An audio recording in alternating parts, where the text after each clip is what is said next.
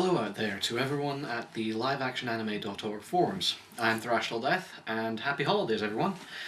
I've just had a good Christmas, spent it together with my family at home, and it's been a particularly bountiful time of year for me, December being the time I have both my birthday and Christmas Day obviously. And so I've been able to get my hands on quite a lot of new anime titles that I intend to spend a few days between Christmas and New Year looking over and just see what some of the biggest and best anime titles of 2009 have been. And I'm going to start that right here with Studio Madhouse's Claymore.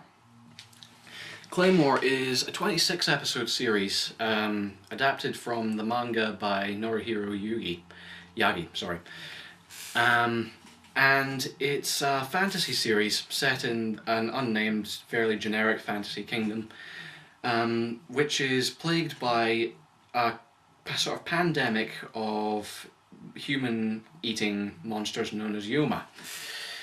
This problem has been, plaguing the world for as long as memory serves, and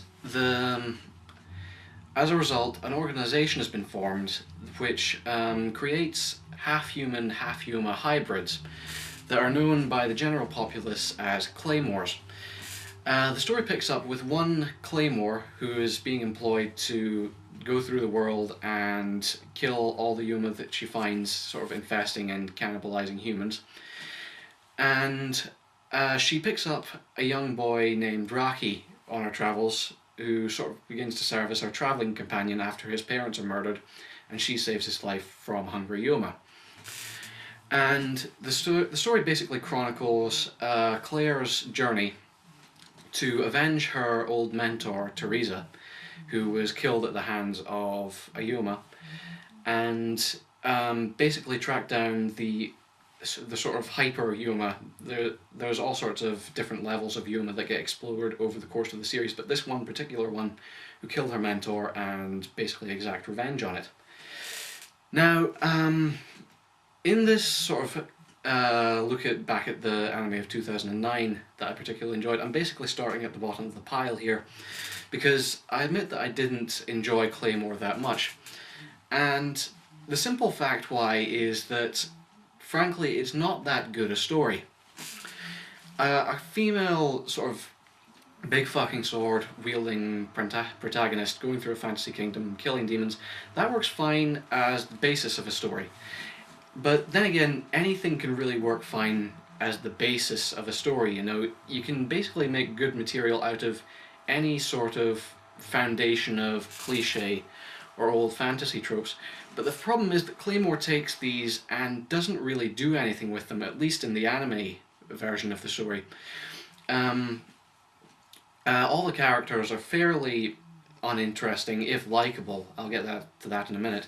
And over the course of the series that I saw, most of the conflicts that gave rise to the plot weren't all that dynamic and weren't all that interesting.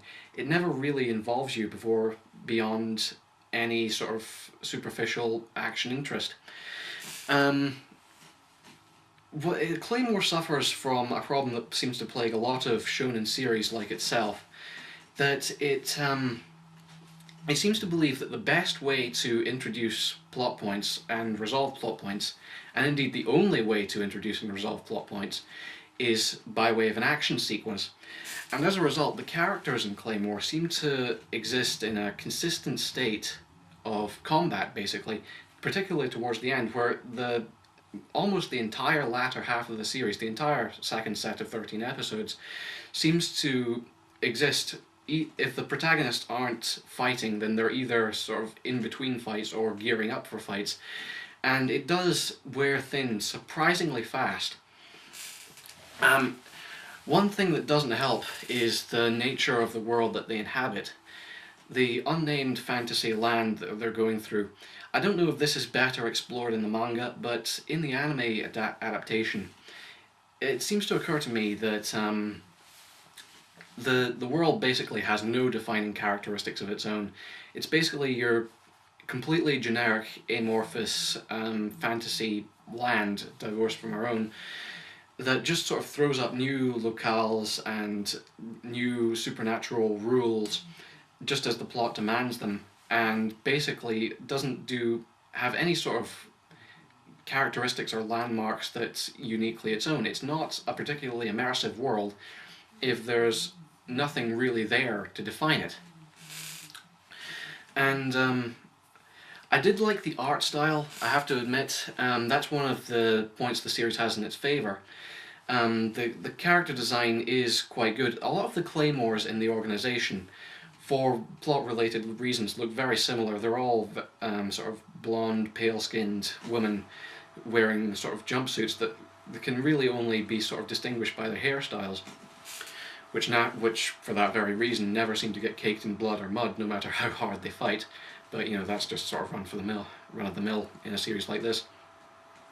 But the art is very nice, and the character designs are quite subdued and quite distinctive in spite of the sort of plot-related limitations. And I did like the characterization quite a lot. Claire and her sidekick Raki are fairly likeable, fairly well-rounded people, even if the dialogue a lot of the time isn't up to par. I don't know whether it's a translation issue or whether it's just the original script. I'm leaning towards the latter, but it does seem like a lot of the time the characters seem to just sort of work in different permutations of various stock phrases. I'm going to protect her, I want to see her again, you know, the sort of thing that seems to dominate a lot of shonen anime. It never really seems to, you know, define its character's speech in any terms beyond the very broadest. And it doesn't really give them any sort of quirks or idiosyncrasies to call their own. And again, that's sort of another aspect of the sort of boredom and sort of staleness that this series has going for it, despite the good intentions it has. Furthermore, the animation, this is another thing that sort of bothers me about shonen anime in general. The animation, particularly in the fight sequences, because this series exists, as I say, in a consistent state of combat, the animation, the tricks they have at their disposal is fairly limited, and it does the sort of old anime thing where, you know, a sequence will be directed thusly. A fight will begin with the two protagonists staring each other down. A shot will show one of them leaping towards each other in still, or one of them leaping towards the other in still frame. You'll hear a slicing sound and the sword cutting through a body, or just it's not quite white line through black background, but you know, maybe you see a sword just cutting through some sort of innocuous flesh. And then you'll cut to another still frame where one of the protagonists has seemingly dismembered or disemboweled the other.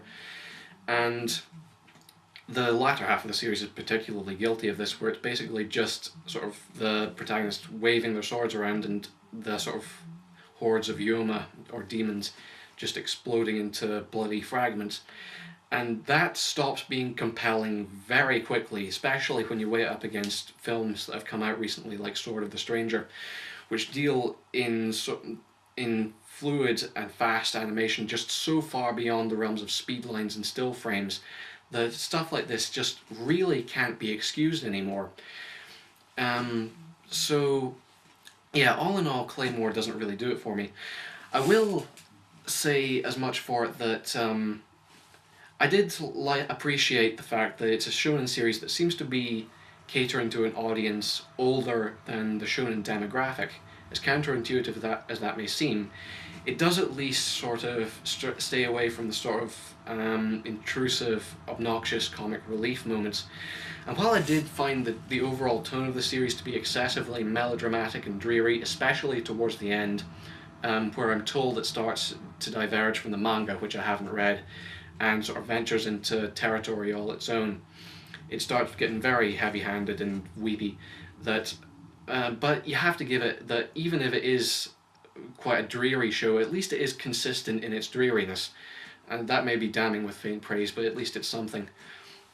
So yeah, overall, I mean, I tried to get into Claymore, but there's just not a lot there to grip the audience. I may not be bringing a lot of Yuletide cheer here when I say that I wouldn't recommend this one as a gift as a belated gift to any family or friends. But yeah, this one gets 2 stars out on the 4-star scale for me. It's just not a particularly good. It's not a brilliant piece of storytelling. That's simply all there is to it. But yeah, I will be back within the next couple of days, hopefully, and I'll be dealing with some series that I've watched this last season and which did inspire me and entertain me considerably more than Claymore did. So forgive me for starting at the bottom and working my way up. But yeah, I will be back soon. And yeah, see you soon. Happy holidays, everyone. I'm Thrashed Till Death. See you soon.